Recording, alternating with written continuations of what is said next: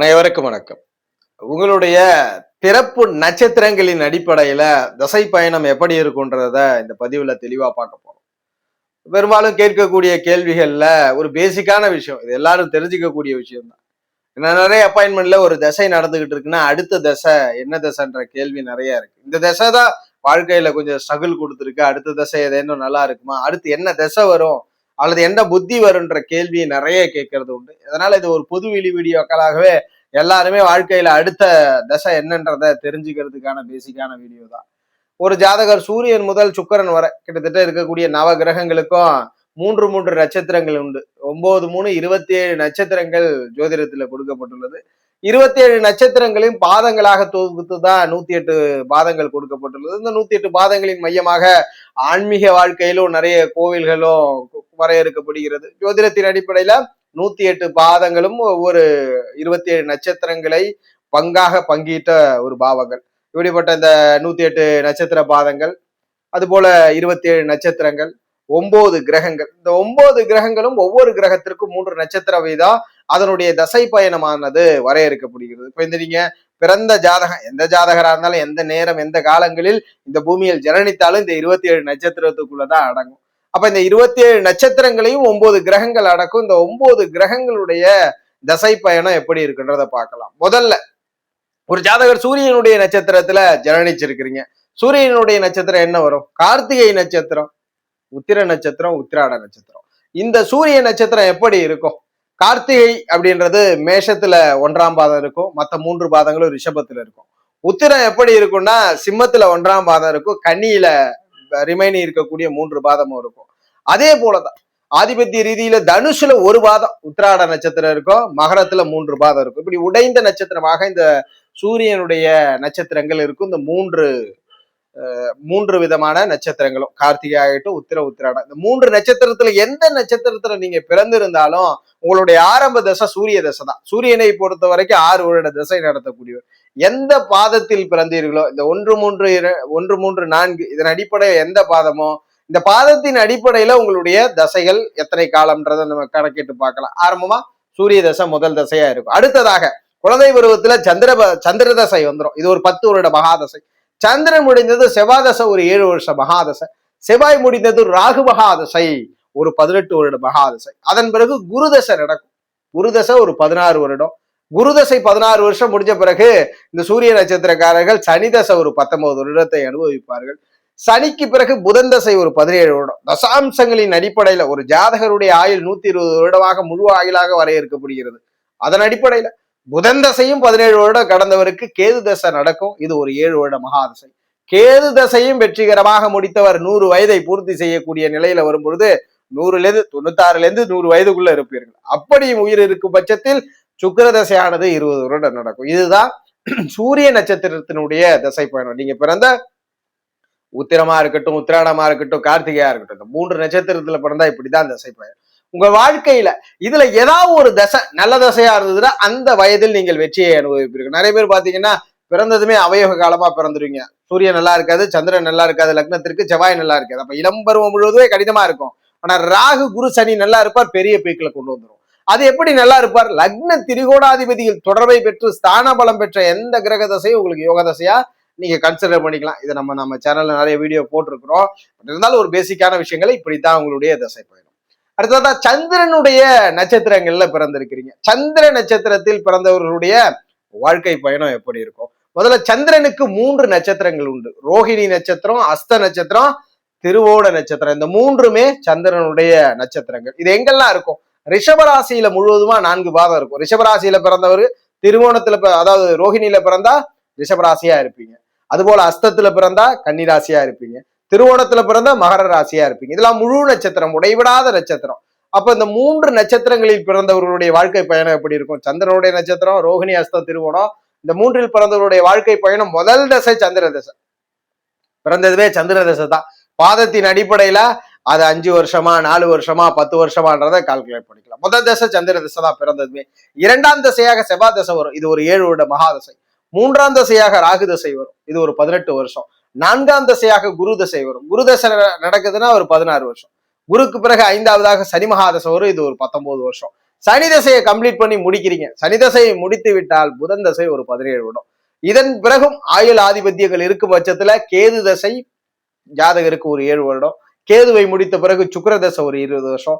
சுக்கிரதசையை முடித்த பிறகு ஒரு 100 வயதை கடந்து விட்டாலும் தசாப்தத்தின் அடிப்படையில 120 வருஷம்ன்றதுனால அதன் பிறகும் ஆயுள் இருப்பின் சூரிய தசை ஒரு 6 வருஷம். இப்படிதான் பயணம் இருக்கும். சந்திர தசையில் ஆரம்பிச்ச ஜாதகமாக உங்களுடைய பயணம் இருக்கும். அடுத்தடுத்து இந்த கிரகங்கள் தசை நடத்தும். இதுல ஏதாவது ஒரு வயதுகள்ல ஒரு யோக தசை வந்தா அந்த வயது அந்த தசை உங்களுக்கு நல்லதை பண்ணும். எப்படி கிரகங்கள் நல்லதை பண்ணும்னா லக்ன திரிகோணாதிபதியோ அல்லது திரிகோணாதிபதி தொடர்பை பெற்ற தசைகள் வந்தா அதுதான் யோக தசை. இந்த பயணத்துல இந்த தசைகள் வந்தா இது உங்களுக்கு யோகத்தை பண்ணி கொடுக்கும்.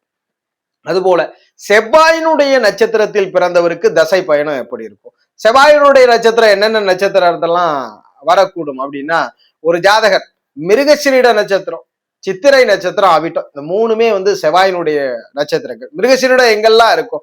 மிருகசிரீடத்தை பொறுத்த வரைக்கும் கிட்டத்தட்ட 2 பாதம் ரிஷபத்துல இருக்கும். ரிமைனிங் 2 பாதம் மிதுன ராசி. அதாவது ரிஷப ராசியில பிறந்தவர்கள் அல்லது மிதுன ராசியில பிறந்தவர்களா தான் இந்த மிருகசிரீட நட்சத்திரக்காரர்கள் இருப்பீர்கள்.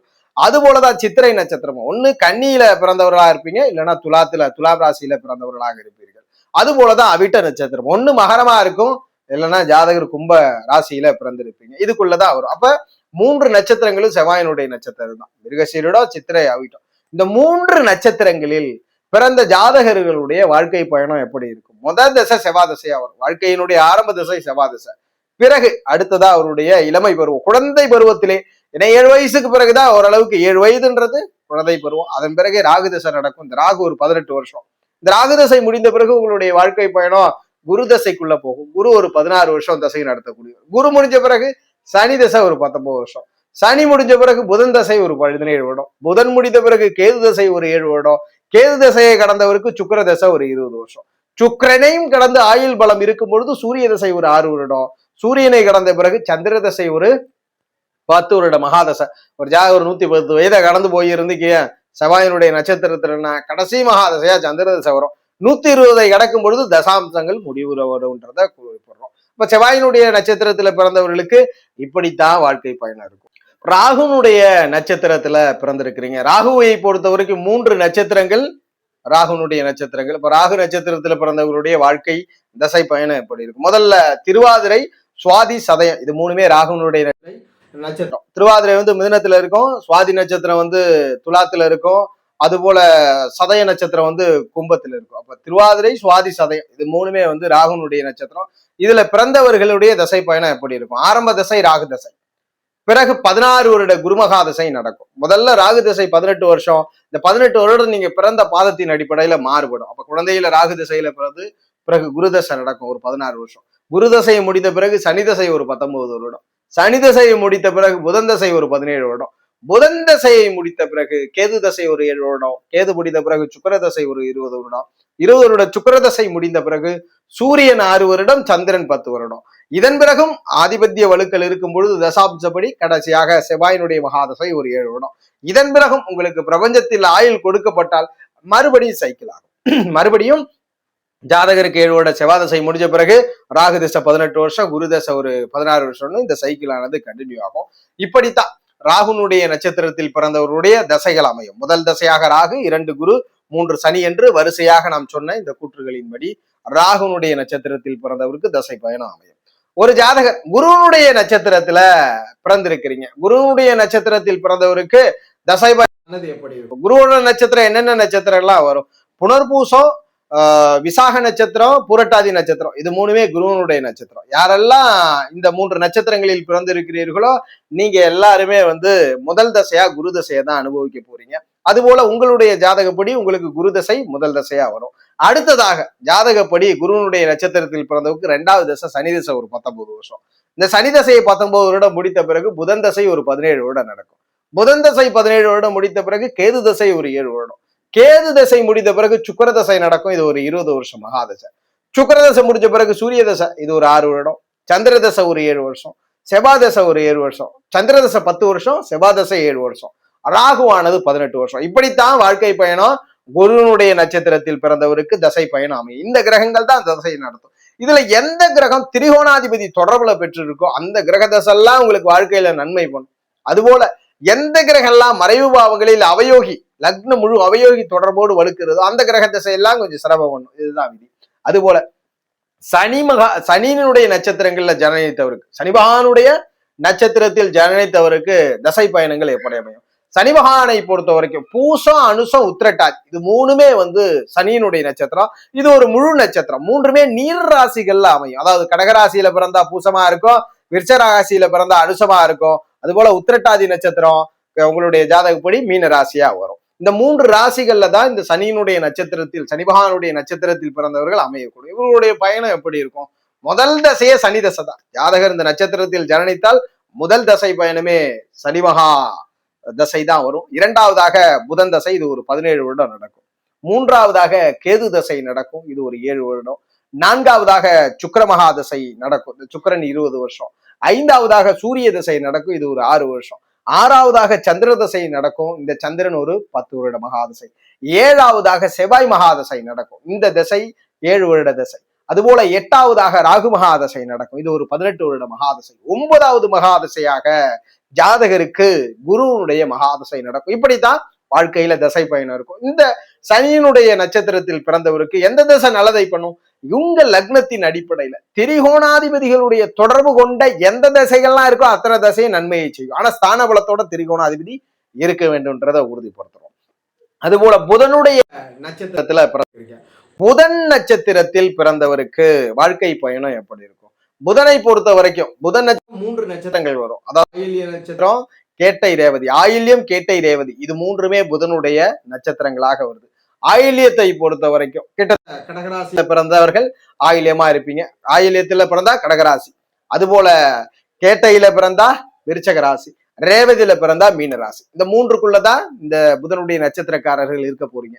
இந்த புதனுடைய நட்சத்திரக்காரர்களுடைய தசை பயணம் எப்படி இருக்கும்? பிறந்ததுமே புதன் தசை நடக்கும். இரண்டாவது தசையாக கேது தசை நடக்கும். மூன்றாவது தசையாக ஒரு 20 வருஷம் சுக்கிர மகாதசை. நான்காவது தசையாக சூரிய மகாதசை ஒரு 6 வருடம். ஐந்தாவது தசையாக சந்திர மகாதசை ஒரு 10 வருடம். ஆறாவது தசையாக செவ்வாய் மகாதசை ஒரு 7 வருடம். அதுபோல 7வது தசையாக ராகு மகாதசை ஒரு 18 வருஷம். 8வது தசையாக குரு மகாதசை ஒரு 16 வருடம். அது 9வதாக சனி மகாதசை ஒரு 19 வருட மகாதசை. இப்படிதான் தசை பயணம் இருக்கும். ஆயிலின் அடிப்படையில 120 வருட ஆயில், இதன் அடிப்படையில தசை இருக்கும். இதுல எந்த தசை யோகம் பண்ணும்? உங்க லக்னத்தின் அடிப்படையில எப்பொழுதெல்லாம் இந்த திரிகோணாதிபதிகளுடைய தொடர்பு நிகழ்கிறதோ, திரிகோணாதிபதிகளுடைய தொடர்பு இருக்கிறதோ, இத்தனை விதமான மகாதசைகளுமே உங்களுக்கு யோக தசையாக அமையும். இத்தனை விதமான மகாதசையுமே யோகம். எல்லா தசையுமே திரிகோணம் 5, 9க்கு அதிபதி வலுத்து தொடர்பு கூட எல்லா தசையும் நன்மை. இல்ல ஒரு சில திசைகள் அவயோகிகளோட தொடர்பு இருக்குன்னா அந்த திசை சிரமமா இருக்கும். அடுத்து ஒரு திசை யோகர்கள் தொடர்புல இருக்குன்னா நன்மையை செய்யுன்றதை உறுதிப்படுத்துறோம். அதுபோல கேதுவனுடைய நட்சத்திரத்தில் பிறந்த ஜாதகருக்கு தசா பயணம் எப்படி இருக்கும்? கேதுவோட நட்சத்திரம் என்ன வருது? அஸ்வினி நட்சத்திரம், மக நட்சத்திரம், இதெல்லாம் கேதுவனுடைய நட்சத்திரம். அஸ்வினி, மகம், மூலம் இந்த மூன்றுமே கேதுவனுடைய நட்சத்திரம். இந்த மூன்றில் பிறந்தவர்கள்லாம் பிறக்கும் பொழுது கேது தசையை அனுபவிப்பீர்கள். எப்படி இந்த மூன்றில் பிறக்க முடியும்? ஒண்ணு மேஷ ராசியா இருக்க முடியும், இல்ல சிம்ம ராசியா இருக்க முடியும், இல்லைன்னா தனுசு ராசி. இந்த 3 ராசிக்குள்ளதான் அமையணும். இவர்களுடைய இந்த கேதுவனுடைய நட்சத்திரத்தில் பிறந்தவர்களுடைய அஸ்வினி, மகம், மூலம் இந்த மூன்றில் பிறந்தவர்களுடைய முதல் தசை கேது தசை. இது பாதங்களின் அடிப்படையில வருடம் இருக்கும். முதல் தசை கேது தசை. அதன் பிறகு 2வது மகாதசையாக சுக்கிர தசை நடக்கும், இது ஒரு 20 வருஷம். 3வது தசையாக சூரிய தசை ஒரு 6 வருடம். 4வது தசையாக சந்திர தசை ஒரு 10 வருடம். 5வது தசையாக செவ்வாய் தசை ஒரு 7 வருடம். 6வது மகாதசையாக ராகு மகாதசை ஒரு 18 வருடம். 7வது மகாதசையாக குரு மகாதசை ஒரு 16 வருடம். 8வது மகாதசையாக சனி மகாதசை ஒரு 19 வருடம். 9வது மகாதசையாக புதன் தசை ஒரு 17 வருடம். நிறைய ஜாதகர்கள் ஆதிபத்தியத்தின் அடிப்படையில ஆயுள் கொடுக்கப்பட்டால் புதன் தசை வரையும் இருக்கக்கூடிய நபர்கள் நிறைய இருக்கிறார்கள்னா சொற்பமான நபர்கள் இருப்பார். எனினும் தசை பயணம் ஒரு கேதுவனுடைய நட்சத்திரத்தில் பிறந்தவர்கள் இப்படித்தான் தசை பயணம் இருக்கும். நிறைய பேருக்கு என்ன ஆதிபத்தியம் இருக்குன்னா, எப்ப நல்லது நடக்கும்? கேதுவனுடைய நட்சத்திரத்துல பிறந்துட்டோம், எப்ப நல்லது நடக்கும்? நட்சத்திரத்தின் அடிப்படையில் தசைநாதன் எப்பொழுது திரிகோணாதிபதிகளோடு ஸ்தான பலத்தோடு தொடர்பு கொள்கிறாரோ அப்பொழுதுதான் உங்க ஜாதகத்தின் அடிப்படையில அந்த தசையெல்லாம் யோகம் பண்ணும். ஒருத்தர் கேதுவோட நட்சத்திரத்துல பிறந்துட்டார், ஒரு மக நட்சத்திரத்திலோ மூல நட்சத்திரத்திலோ அஸ்வினிலோ ஒரு 4வது மகாதசையாக வரக்கூடிய ஒரு சந்திர தசை இருக்கு. இந்த சந்திர தசை சந்திரன் நல்லா இருக்கிறாருன்னா முற்பகுதி வாழ்க்கையில கொஞ்சம் சிரமங்கள் இருக்கும். இந்த சந்திரன் வந்ததும் ஜாதகர் பீக்ல வந்துருவார். இல்ல 5வது தசை தான் ஹெல்ப் பண்ண போதுன்னா செவ்வாய் தசையில ஹெல்ப் பண்ணும். இல்ல பிறந்ததுமே யோகம் அப்படின்னா கேதுவலும் நல்லா இருப்பார், சுக்கிரனும் நல்லா இருப்பார். தசை பயணங்கள் திரிகோண தொடர்பு கொண்டு வலுக்கக்கூடிய அத்தனை காலங்களுமே யோகம் கொடுக்கும். அவயோகமா இருந்தா அந்த காலங்கள் சிரமம் இருக்குன்றத உறுதிப்படுத்துறோம். இப்படிதான் கேதுவனுடைய நட்சத்திரக்காரர்களுடைய வாழ்க்கை பயணம் இருக்கும். இந்த பதிவுல நாம ஒவ்வொரு நட்சத்திரத்தின் அடிப்படையில வாழ்க்கை பயணம் எப்படி இருக்குன்றத விவரிச்சோம். இதன் அடிப்படையில தான் உங்களுடைய வாழ்க்கையினுடைய திசை பயணங்கள் அமையுன்றத உறுதிப்படுத்துறோம். ஜோதிட ரீதியான தகவல் அல்லது சுய ஜாதகம் சார்ந்த சந்தேகங்களுக்கு ஸ்கிரீன்ல தெரிகிற நம்பரை தொடர்பு கொள்ளுங்க.